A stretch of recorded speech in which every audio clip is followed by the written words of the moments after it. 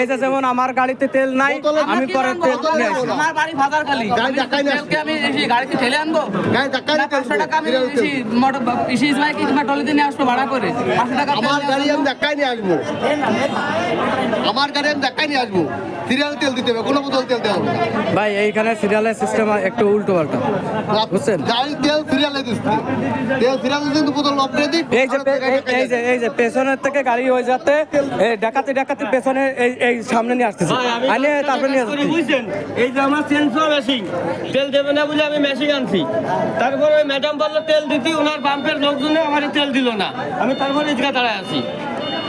গরিব মানুষ আমরা জন বেঁচে খাই, এই মেশিনটা 5টা ব্যাট চলে, মানে 5 জন লোক আমার সাথে কাজ করে, তাহলে আমরা কিভাবে বাঁচবো? তেল আমাকে জন বেচতে লাগে, আমাকে তো মোটর সাইকেলে ফাঙ্কু মারতে লাগে না, আমরা জন বেঁচে বলছিলাম পেট চালাই এই মেশিনটা গাছ কাটে। খুবই কষ্টের একটা বিষয়। সকাল 8টা বসে রয়েছি এই জায়গা, আজকে তো জন কামাই খালি তেলের জন্য।